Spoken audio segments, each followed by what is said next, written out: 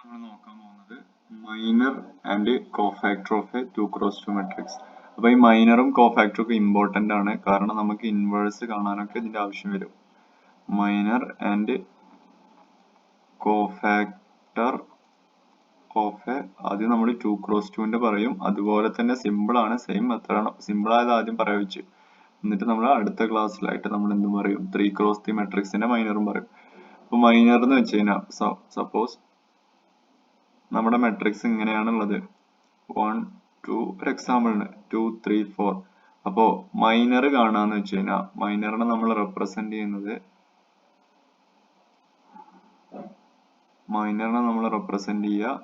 MIJ എന്ന് പറഞ്ഞിട്ടാണ്. Okay, അപ്പോ M11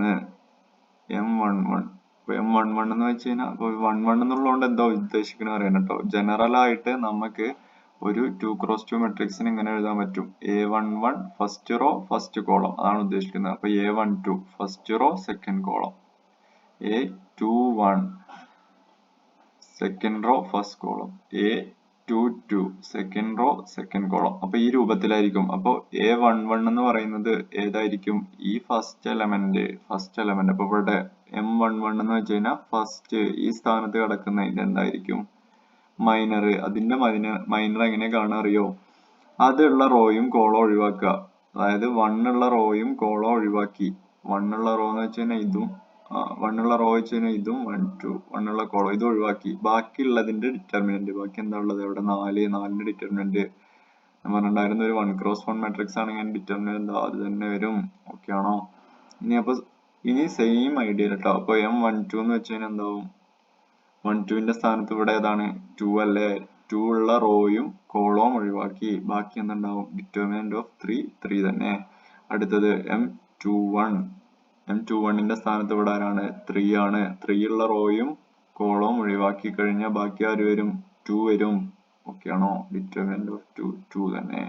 അപ്പൊ M22 എന്ന് വെച്ച് കഴിഞ്ഞാൽ സിമിലർലി 4 ഉള്ള റോയും കോളവും ഒഴിവാക്കി കഴിഞ്ഞാൽ ബാക്കി എന്ത് വരും, 1 വരും. 1 ഇതുവരെ ഓക്കെ ആണോ? അപ്പൊ ഇതാണ് എന്ത്, മൈനറിന്റെ കാര്യം. അപ്പൊ മൈനറിന്റെ കാര്യം ഇത്രയാണ് പറയാനുള്ളത്. ഓക്കെ, ഇതാണ് എന്ത്, മൈനർ. ഇനി കോഫാക്ടർ കണ്ടുപിടിക്കാൻ ഒരു ഇക്വേഷൻ ഉണ്ട്, അത് എഴുതി വെച്ചോ, ഇമ്പോർട്ടന്റ് ആണ്.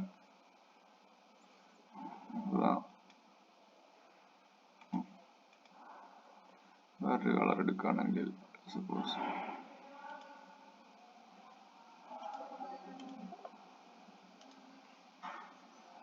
ഓക്കെ, കോഫാക്ടർ എന്ന് വെച്ച് കഴിഞ്ഞാൽ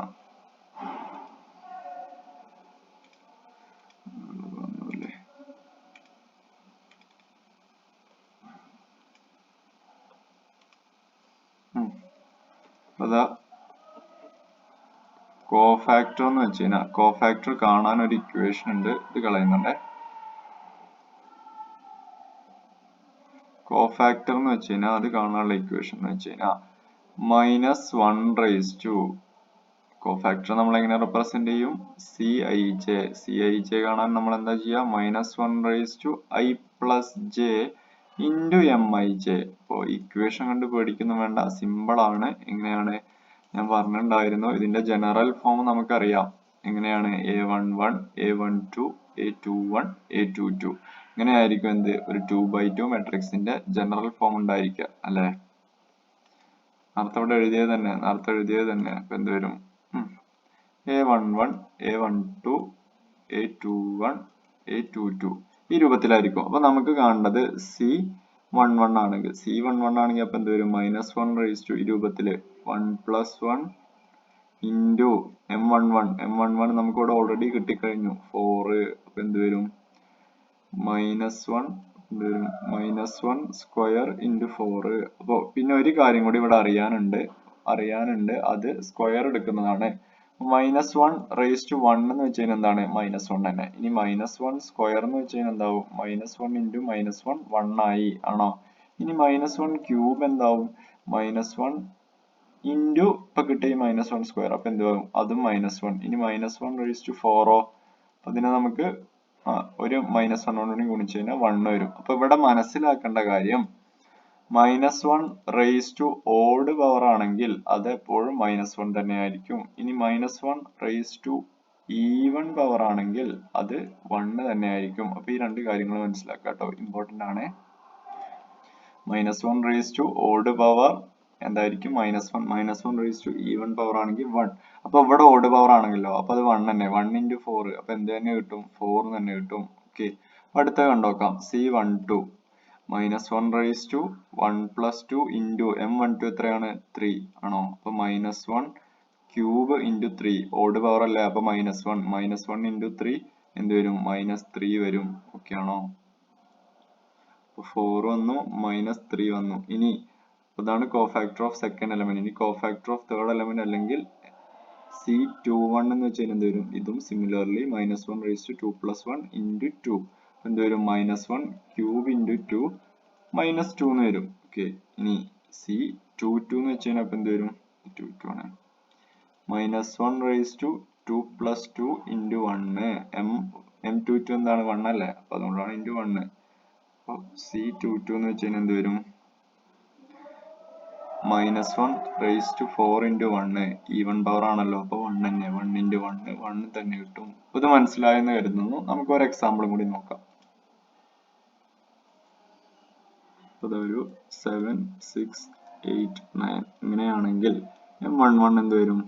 7 ഉള്ള റോയും കോളം ഒഴിവാക്കി കഴിഞ്ഞാൽ ബാക്കി ഡിറ്റർമിനന്റ് ഓഫ് 9 വരും. m22 എന്ത് വരും? 6 ഉള്ള റോയും കോളം ഒഴിവാക്കി കഴിഞ്ഞാൽ ഡിറ്റർമിനന്റ് ഓഫ് 8 വരും. അല്ല, m12 ആണ് ഇത്. m21 എന്ത് വരും? അതായത് 8 ഉള്ള റോയും കോളം ഒഴിവാക്കി കഴിഞ്ഞാൽ ബാക്കി എന്ത് വരും? 6 വരും. ഓക്കെ, m22 എന്ത് വരും? അപ്പോ 9 ഉള്ള റോയും കോളം ഒഴിവാക്കി കഴിഞ്ഞാൽ ബാക്കി എന്ത് വരും? 7 വരും. ഓക്കെ, ഇനി C11 എന്ന് വെച്ചാൽ എങ്ങനെയായിരുന്നു? -1 റേസ് ടു 1 + 1 into 9. C12 എന്ന് വെച്ചാൽ എന്തായിരുന്നു? -1 raise to 1 + 2 into 8. Okay, C21 എന്ന് വെച്ച് കഴിഞ്ഞാൽ -1 റേസ് ടു 2 + 1 into 6 എന്ന് വരും. C22 എന്ന് വെച്ച് കഴിഞ്ഞാൽ -1 റേസ് ടു 2 + 2 into 7. ഞാൻ പറഞ്ഞിട്ടുണ്ടായിരുന്നു -1 സ്ക്വയർ എന്നാവും. അത് ഓഡ് പവർ ഈവൺ പവർ അല്ലേ, ഈവൺ പവർ ആകുമ്പോൾ 1 into 9 ആണോ? 1 into 9 9 തന്നെ. ഇവിടെ -1 ക്യൂബ് എന്നാവും, ഈവൺ പവർ ആണ്. അപ്പൊ -1 into 8 -8. ഓക്കെ, ഇവിടെ എന്താവും? ഇതും ഓഡ് പവർ ആവും. അപ്പൊ -1 into 6 -6. ഇതെന്താവും? ഈവൺ പവർ ആവും. -1 റേസ് ടു 4 ആവും ആണോ? അപ്പൊ 1 into 7 7. ഇതായിരിക്കും എന്ത്? കോഫാക്ടറുകൾ. ക്ലിയർ ആണ് കരുതുന്നു. കോഫാക്ടറും മൈനറും ഒരു 2x2 മെട്രിക്സിന്റെ കേസിൽ. ഓക്കെ, ഇൻവേഴ്സ് കാണാനൊക്കെ ഇത് ഇമ്പോർട്ടന്റ് ആണ്. അപ്പൊ വൃത്തിയായിട്ട് പഠിക്കുക. ഓക്കെ.